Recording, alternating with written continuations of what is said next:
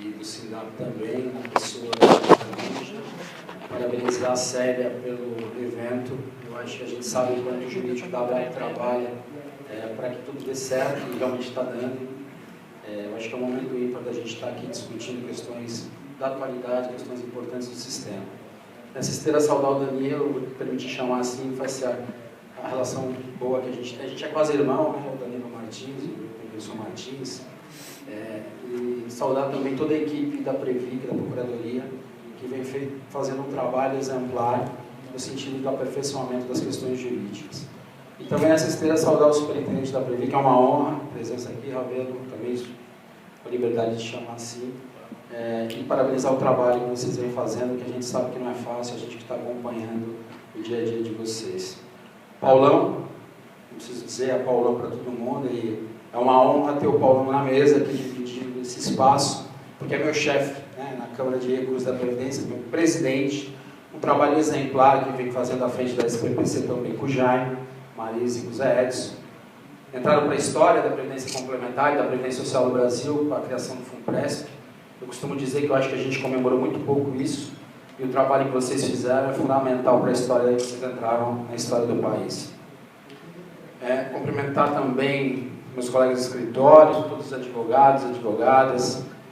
Cumprimentar aqui também a doutora Gema, representante do CNPC, é uma honra a sua presença aqui, companheiro de OABPrev.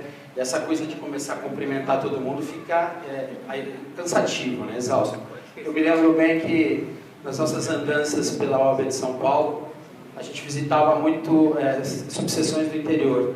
O Marcelo Soares está aqui, nosso diretor da OABPrev, conselheiro da OAB, também sabe bem disso. E teve uma determinada situação que a gente foi ao interior, e o Durso, que era o presidente, a gente estava ouvindo o prefeito falar, e o prefeito começou a comentar todo mundo, falando, saudando todo mundo, e a coisa ficou muito cansativa. E chegou um assessor do prefeito, na oportunidade ao lado dele, e falou, prefeito, não faça isso, a coisa fica insuportável. Cumprimente somente duas pessoas. Quando você for à escola, cumprimente os professores e os estudantes. Se você for ao hospital, os médicos e os pacientes, a coisa fica mais tranquila. Perfeitamente, o prefeito assimilou. Primeiro evento público que teve no interior, o próximo, foi a inauguração do cemitério. E o prefeito, amor, foi saudar as pessoas. Ilustres conterrâneos, prezados subterrâneos. Então essa coisa é meio cansativa, então para a gente quebrar um pouco a formalidade, mas é bem isso mesmo. Então a ideia da gente é passar um pouquinho a evolução da Previdência Complementar, falar um pouquinho da responsabilidade, do regime disciplinar, que foi a matéria colocada aqui no painel.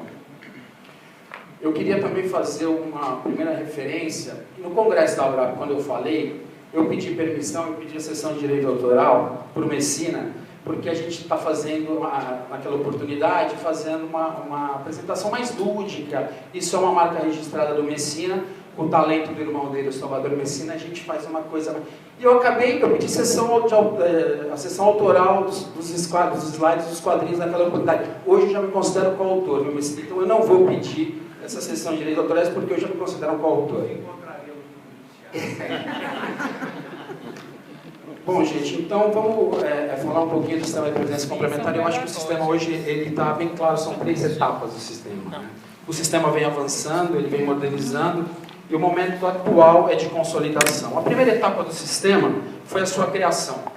Lei 6435, todos conhecem, foi a origem do sistema, e esse sistema ele foi se modernizando. Então, passamos por uma segunda etapa, que é a constitucionalização do sistema. Emenda Constitucional 98, a Previdência Complementar é alçada ao nível constitucional lá no 202. Por força desse comando constitucional, são editadas as 2 leis complementares, a 108 e 109, e o sistema vem num processo constante de modernização.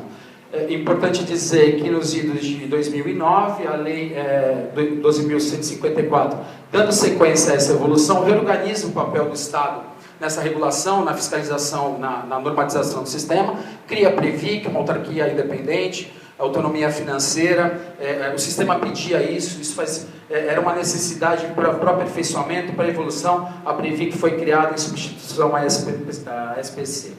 O CNPC, como órgão regulador do sistema, também na sistemática de aprimoramento, de evolução, um órgão democrático, colegiado, e que saem os grandes normativos do sistema. E cria-se também a Câmara de Recursos da Previdência Complementar como órgão importante na evolução da nossa Previdência Complementar.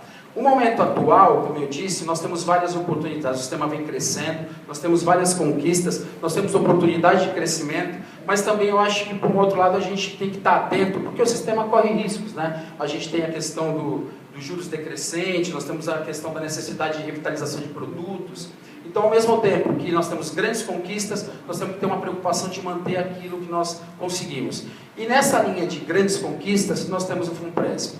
Eu acho que foi o grande aperfeiçoamento dentro do regime próprio, como eu disse, uma atuação fundamental da equipe do Jaime, do Paulão e do Zé Edson, e eu acho que nós temos que comemorar muito, tanto o FUNPRESP como a SP Previcom, e no Rio de Janeiro também.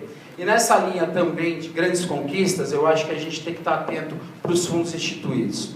É o grande segmento, a grande possibilidade de fomento. Eu vou citar os exemplos das OABPrevs em termos de Brasil, que eu conheço por força da OABPrev São Paulo. Hoje nós temos essas OABs regionalizadas, com aproximadamente 62 mil participantes, um patrimônio de quase 650 milhões. Eu chamo a atenção dos senhores, a importância que nós, advogados, temos que dar para esse segmento, para essa espécie do fundo instituído. Eu acho que, eu não sei se todos os senhores conhecem, na verdade é que muitos estão vinculados a fundo de pensão, já tem a sua própria previdência, mas, por exemplo, quem tem os filhos hoje numa previdência complementar? Eu gostaria de saber isso, através de OABPrev. Quem tem? Pois é, a OABPrev permite que todos os nossos filhos, por força da Caixa de Assistência, que é uma associada da OABPrev, possam participar desse plano de previdência complementar. Meus 2 filhos, há mais de 5 anos, desde que nasceu o plano, integram o sistema de previdência complementar. Estou lá, periodicamente, fazendo a reserva de poupança, renunciando ao consumo de algo para poder ter um benefício futuro. Então, eu chamo a atenção dos senhores que todos nós, advogados, podemos inserir nossos filhos num plano de previdência. Dentro dessa estrutura que eu disse por força da casa. Eu acho importante que reflitam. A OABPrev São Paulo, eu acho que é um fundo instituído em termos de número de participantes. Isso tem que ser divulgado, né? A estrutura que a OABPrev nacional, em termos de todas as regionais, conquistou, em especial São Paulo, e agradecendo aí todo mundo que integra aquela entidade, todos os voluntários, todos os dirigentes de OABPrev no Brasil são voluntários, é importante que se diga isso, com muita responsabilidade. Eu acho que São Paulo, a gente tem assim, um diferencial, eu vou dizer isso, porque nós temos os grandes profissionais da área lá integrados. E é difícil, a Cida Palharini é presidente do meu conselho fiscal. Vocês imaginam que não é algo muito tranquilo. Messina no Conselho Deliberativo, Jarbas, presidente do Conselho Deliberativo, Adriano, Lencioni, enfim, eu acho que isso dá a credibilidade da OABPrev atingir hoje mais de 30 mil participantes. É pouco, porque só São Paulo nós temos lá quase 300 mil advogados. Registrar também o Alisson, que na OAB de Ceará integra, a OAB de São Paulo hoje ela tem outras seccionais como aderentes, como instituidoras. Então a gente está crescendo, é difícil, né, disseminar a cultura previdenciária, convencer o advogado a assinar um contrato de adesão, mas eu acho que é importante a gente repetir e fazer esse trabalho, e nesse sentido os instituidores têm a própria GEMA lá no CNPC, que vem defendendo nós instituidores naquele colegiado. E também o patrimônio, eu acho que é importante, nós estamos com 240 milhões de patrimônio, é pouco, mas a gente tem que começar, a gente tem que difundir, a gente tem que fazer esse trabalho de formiguinha. A gente tem em São Paulo, fugindo até um pouco do tema, mas eu acho importante estar registrando, 400 adesões mês, não é fácil. Então, nesse sentido, eu gostaria de destacar nesse slide a importância do fundo instituído para o fomento da Previdência Complementar. E dentre as conquistas também, todo mundo está dizendo, é o assunto do momento, né, eu acho que o sistema teve unido nesse Vindicase da Petros, fundamental para o sistema, para uns vai ser talvez ruim, para outros é melhor, com a justiça comum será que vai ser uma coisa mais ágil, mais aprofundada, ninguém sabe, mas o importante é um dispositivo da Constituição Federal, foi reconhecido pelo Supremo Tribunal Federal, e a gente entende que isso vai fazer com que o sistema cresça a cada momento. Isso tem que ser também muito comemorado, porque isso também mostra que a união do sistema dá certo, né? Quando a gente se une, advogados, dirigentes, convencendo os magistrados, os próprios órgãos de Estado também foram fundamentais para essa decisão do Supremo. A questão da complexidade, já entrando um pouquinho no tema da responsabilidade. Nós temos um sistema altamente complexo, né? A gente que advoga há muito tempo nisso, são detalhes, são minúcias, a Cida aqui destacou muito bem essa questão no painel anterior, então a gente tem que estar aprendendo a cada dia, né? Isso é inerente à nossa profissão, o advogado tem que estudar a cada dia, aprender coisa nova, e no sistema de previdência complementar, nessa complexidade, nessas multitarefas, nesses vários detalhes do sistema, o dirigente também tem que estar nessa linha, tem que estar estudando sempre. Eu digo lá na OBPrev, quer dizer, advogado para números é um problema, né? Então, quando eu sento com o pessoal de investimento, o pessoal que monitora meus investimentos, para a gente começar a entender números, mas a gente tem que estar se aperfeiçoando, como eu disse, a cada dia. Isso me faz lembrar aquele professor que na sua aula de graduação quis incrementar um pouco a cultura dos seus alunos. E convidou um colega dele, um professor catedrático, aula no exterior, um convidado de Harvard, para dar uma aula para os seus alunos. Ele achava importante que os seus alunos tivessem essa especialização, se capacitassem cada vez mais. E o professor, o catedrático, veio convidado, deu a aula, e ele chegou para o colega dele e convidou. E aí, o que você achou? A turma gostaram? Como é que é? Não, eu queria saber se a turma gostaram da minha aula. Como é que você está falando? A turma adoraram, a turma armaram. Então, essa coisa a gente tem que estar aprendendo a cada dia, porque a gente pode estar cometendo um outro deslize nesse sentido. Controles internos, eu acho que governança. A Cida, de novo, né, vou aqui me referenciar à minha presidente do Conselho Fiscal, destacou isso muito bem no painel anterior para o Sérgio, a importância do aprimoramento da governança, né?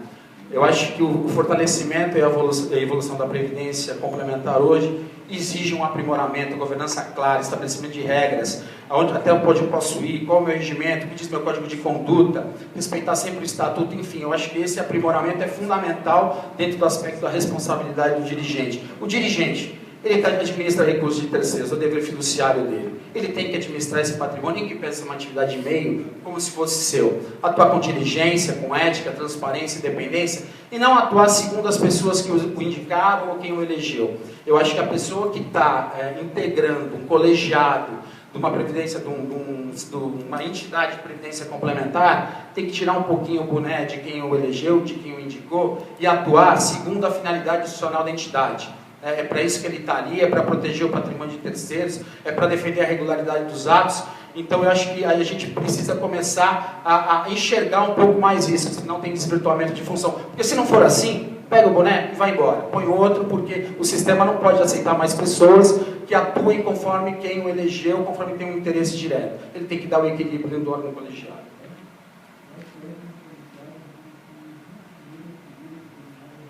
Essa complexidade de atividades, o aprimoramento da governança que a gente falou, a necessidade de capacitação, qualificação do dirigente, isso aumenta a responsabilidade, né? A responsabilidade hoje do dirigente é a responsabilidade civil, está no Código Civil, não preciso aqui detalhar para os advogados. A responsabilidade é penal também, dentro do próprio dispositivo da lei, eu acho que é o artigo 76, e o próprio comando do Código Penal, o Ministério Público tem que atuar no caso de um ilícito penal. E a questão da responsabilidade administrativa, e já entrando com mais profundidade no tema, dentro do regime disciplinar. Regime disciplinar regulado pelo o processo administrativo disciplinar regulado pelo decreto 4942, como todos sabem. Um decreto pesado, rude, forte, é verdade. A gente que atua e que fosse um pouco o decreto corriqueiramente na Câmara, a gente verifica que ele é muito pesado, mas era necessário. Eu acho que quando o decreto veio em 2003, o sistema precisava de uma blindagem, precisava de uma segurança. Nós víamos ainda na égide da Lei 6435 de duas CPIs, uma na Casa dos Deputados, outra no Senado, e lá houve uma recomendação de um rigor mais forte em cima do regime disciplinar, e foi nesse sentido, conversando até com a Dacila outro dia, que então era o secretário de Previdência Complementar, ela veio. Então eu acho que ela foi muito válida, eu acho que é importante, as penalidades lá de advertência, suspensão, inabilitação e multa, serviu até como fins pedagógicos. Eu acho que está no momento de ser revisto, nós vamos ver isso, tem que dar um equilíbrio, porque o sistema evoluiu, o sistema se capacitou, o sistema hoje conhece com mais detalhes, o dirigente está mais consciente da sua responsabilidade, então eu acho que a gente pode tirar um pouquinho o pé do acelerador, na minha concepção.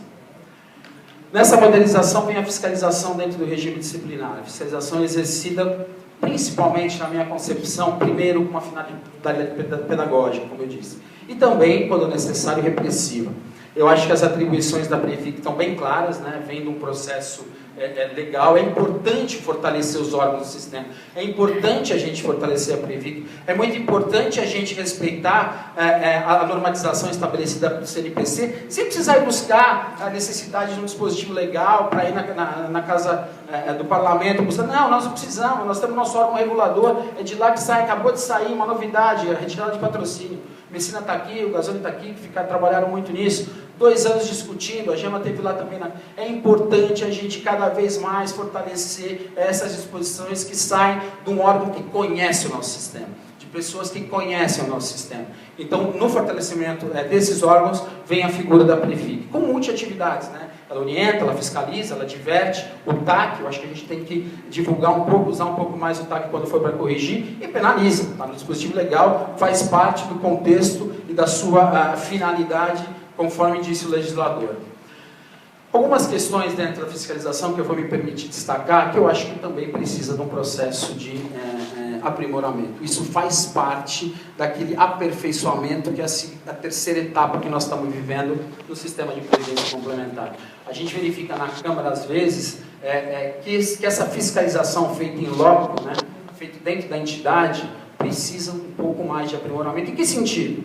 Qualificação, também para os fiscais, né? Treinamento e capacitação, eles precisam estar treinados. A gente sabe da dificuldade hoje, que é o concurseiro profissional, né? A Previc abriu vagas para os auditores, para fiscalização, eles entram num concurso, integram os quadros da Previc, 3 meses depois prestam outro concurso mais vantajoso, então você não consegue formar a pessoa, o indivíduo que vai fiscalizar, mas é preciso insistir. A gente tem que mostrar que esse sistema é um sistema em evolução, é um sistema que, até para os fiscais, é muito importante você chegar na minúcia do detalhe de uma entidade. Me lembro bem, em 2001, quando nós integrávamos ainda uma entidade de previdência complementar, né, no corpo jurídico, que nós recebemos um fiscal. Recebemos um fiscal para tratar, vocês lembram bem, a questão da imunidade tinha caído no STF, depois de 20 anos de discussão, havia uma questão muito grande discutindo a tributação ou não do COFINS, não vou entrar na questão tributária, eu tenho aqui as minhas ideias, as minhas concepções, mas não é isso que eu vou dizer. O que eu quero dizer é que a gente recepcionou a fiscal, um caso complicado, né, contabilmente falando, de atividades, e a fiscal não sabia como é que se portava, ele tratou a entidade como se fosse uma instituição financeira, por quê? Porque eu não conhecia. Então eu acho que esse é um exemplo importante. Também a questão, tem que respeitar a autonomia dos fiscais, tratamento diferenciado, identificar as falhas sanáveis. A gente precisa buscar a correção daquilo que é pequeno, que é minorado. Então eu acho que a fiscalização tem condição, sim, de identificar uma falha, uma má-fé e corrigir. E esse tratamento diferenciado que eu quero dizer é o seguinte: entes desiguais têm que ser tratados igualmente. Então não pode uma OBPREV, que terceiriza a sua gestão de ativo, que tem tudo, ser tratado igualmente como um grande fundo de pensão. Eu acho que o fiscal tem que saber identificar e tratar desigualmente os desiguais. Isso é respeito ao princípio da isonomia. Descrever adequadamente a conduta é uma outra identificação que a gente cobra muito da fiscalização, porque quando a gente pega um processo lá na Câmara, a gente fica, pô, mas não identificou exatamente quem foi o autor, quem delegou, quem definiu, quem deliberou. A importância de você identificar, segundo o fato concreto, o agente causador daquilo que acabou incorrendo numa autuação. A supervisão baseada em risco, dentro do aperfeiçoamento também, redução de autos, maravilha. Isso vem dando muito certo, eu acho que o sistema absorveu, é uma questão mundial, né, uma tendência mundial, e eu acho que a gente tem que aprimorar essa metodologia. Entrando na Câmara de Recursos, um órgão importante. Eu acho que quando se tirou esse encargo do então CGPC, você criou uma Câmara específica que discute a questão do regime disciplinar. Somos 7 integrantes, para mim é uma honra representar os fundos de pensão naquela Câmara. Queria aqui também saudar todos os conselheiros, Paulo César, o Aldo que está aí, o pessoal que dá o apoio na Câmara, sob o comando do Paulão. Parabéns, o trabalho que vocês fazem lá, eu acho que poucos conhecem, mas tem que ser divulgado, é exemplar. Ficam aqui meus cumprimentos. São 7 pessoas, como eu disse, 4 do governo, 3 da sociedade. Eu aprendo a cada sessão, a cada dia, a cada discussão, e eu queria destacar a excelência da condução do Paulão. Assim, a gente procura debater exaustão e aprimorar sob o comando do Paulão lá na Câmara, que é exemplar. Algumas discussões, algumas teses. Retroatividade da norma mais benéfica. Fazer valer a súmula número 2 da Previc, que está consolidado, eu acho importante para o sistema. Questão da responsabilidade objetiva e subjetiva também, na mesma linha. Hoje a responsabilidade está reconhecida como subjetiva. Alcance dos embargos de declaração, nem todos lá são advogados. Absorver a questão do tecnicismo dos embargos de declaração, até que ponto são infringentes, até que ponto são protelatórios. Enfim, a gente está aprendendo um pouco com isso também, porque ser advogado é fácil, agora ser jogador é muito difícil, viu, gente? A questão do artigo 2º, o parágrafo 2º do artigo 22, da possibilidade de correção se existir prejuízo. Fundamental. Esse tem sido um instituto que tem permitido a correção de falhas. Eu acho que esse instituto previsto lá a gente tem que fortalecer. E a deficiência do auto de infração, como eu disse, identificar o agente, a questão do formalismo, são algumas teses que a Câmara debateu ao longo desse período. A valorização da CRPC como uma instância recursal, sempre lá a gente respeita, quem já esteve na Câmara, quem conhece o dia a dia, o contraditório e a ampla defesa é respeitado. Precisamos começar a evitar a judicialização daquelas decisões da Câmara. A Câmara é o órgão técnico para julgar o sistema. Se foi decidido lá, claro, né, não vou aqui, um advogado restringindo o acesso judiciário, não é isso. É o fortalecimento do nosso órgão que julga os processos disciplinares, que é o órgão técnico para isso. O que a gente sempre procura fazer lá? Identificar o ato regular de gestão. Isso é fundamental. Nós estamos pautados todas as nossas questões na firme defesa do ato regular de gestão do contrato previdenciário, identificando em todas as autuações a caracterização, se foram respeitadas as regras internas de governança, etc. Eu acho que isso é importante. Um ponto assim que a gente vem procurando defender, que eu acho que nós estamos num mundo julgando questões de direito público, mas nós temos que começar a adotar princípios do direito privado nesse mundo do regime disciplinar. Nós não estamos julgando servidor público, nós estamos julgando a pessoa física dirigente de uma ação privada. Então eu acho que como o direito privado às vezes traz normas mais flexíveis, a gente precisa um pouco insistir nisso. Nós temos um autor aqui do Rio Grande do Rio Grande do Sul, eu esqueci o nome, esse não me ajuda.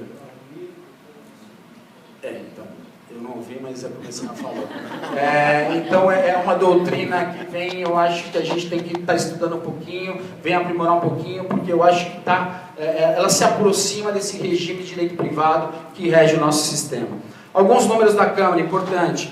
Aí em 2013 a gente jogou, 2012 julgamos 65 processos, era um estoque, né? A Câmara tinha um estoque, que a Lígia, enquanto esteve lá também, atuou muito, né? E a gente vem nessa linha de ainda autos de infração no período de 2005, 2006, 2004, e a gente vem, como vocês podem ver, fechando esse estoque de processo. Desses 65 processos, aproximadamente 40 autos de infração foram revisados, reformados.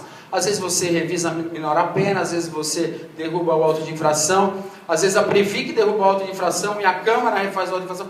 O que eu quero dizer para vocês é que a coisa lá é eclética, nós temos de tudo. Né? Então eu convido, inclusive vocês, porque a sessão é pública, para conhecerem um pouquinho a sistemática da Câmara. O estoque atual, como eu disse, são poucos processos. Eu acho que a supervisão baseada em risco tem sido fundamental para a diminuição desses processos. Agora, o decreto 4942, como eu disse, cumpriu a sua missão. Precisamos rever. Eu acho que o sistema hoje, a modernização, a evolução do sistema implica na revisão. Alguns pontos para revisão. A gente sabe que há 2 anos atrás foi formado um grupo de estudo que trabalhou em cima da revisão desse decreto. Não vou dizer que a coisa não evoluiu, mas aquela proposta não foi acolhida. Inclusive a ABRAP em vários pontos se posicionou, e o SINDAP, que algumas questões precisavam realmente ser discutidas mais a fundo. Está em discussão uma nova minuta do decreto, a SPPC, a Previc, eles estão estudando a notícia de que está havendo, inclusive o Paulão, no último encontro Sejupprev colocou a discussão dessa revisão. A minha sugestão é que essa norma seja realmente debatida, né, com o sistema, né, que o sistema possa opinar.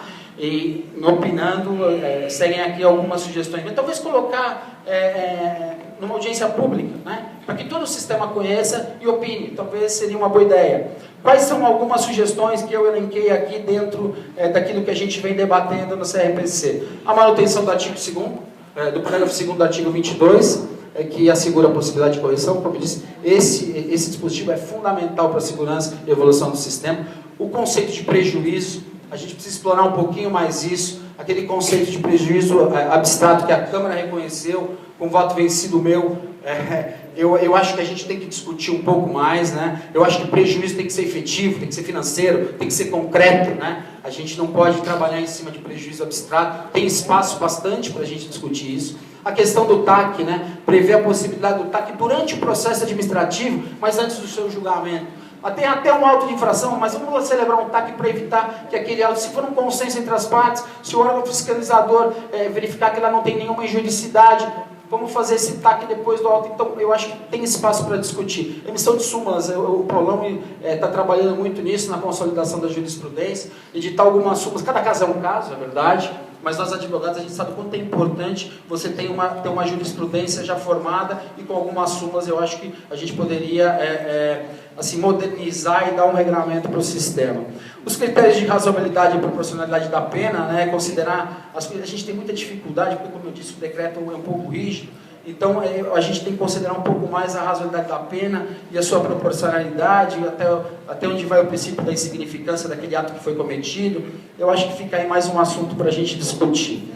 A pena pecuniária, né, a dosiometria adequada, até que ponto vai se dar uma advertência, uma multa, qual o valor, uma multa é muito cara, se é muito cara ela quebra aquele caráter pedagógico e passa a ser uma questão do ressarcimento civil, então é uma outra discussão, nós não estamos buscando o ressarcimento civil aqui não, a gente está procurando a sanção disciplinar, e talvez aí também hoje o decreto esteja um pouco desatualizado nesse sentido. Já terminando, a interrupção da prescrição. A prescrição é um assunto que vem, ao longo dos debates na Câmara, existe ainda algum ponto de desconforto. Essa questão interromper somente uma vez, interromper mais de uma vez, qual é o ato que interrompe, enfim, tem espaço para a gente discutir um pouco isso. A inabilitação, para mim é pena capital. Você tirar um dirigente do mercado de trabalho por inabilitação, e vejam, eu não estou aqui defendendo o mau dirigente, não. O mau dirigente tem que ser punido sim, né? Mas eu acho que a gente tem que saber, quando a gente inabilita um dirigente, a gente tem que comprovar que houve má fé. É muito forte, né? Então eu acho que a má fé ali seria um requisito fundamental para a sanção da inabilitação.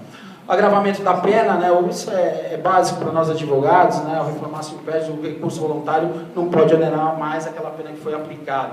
Exercício da função.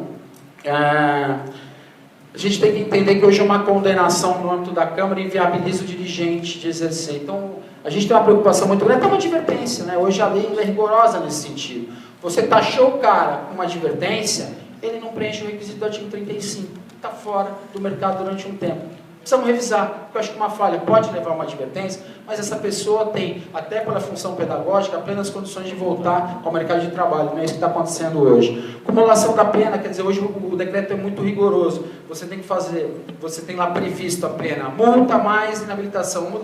Eu acho que essa questão de acumulação da pena também vale uma revisão. Eu não sou especialista dentro do direito penal, mas eu acho que vale uma revisão para fins de a gente poder estar equilibrando melhor. Bom, gente, eu acho que meu tempo já acabou. O caminho da Previdência é de evolução, é de aperfeiçoamento. Quem é apaixonado por esse sistema sabe da importância que tem modernizar o processo, o regime disciplinar. Ficam aí algumas sugestões, eu me coloco à disposição de todos. E Gazoni, como eu te prometi, a piadinha do advogado hoje no céu, eu vou esquecer. Um abraço, tchau, tchau.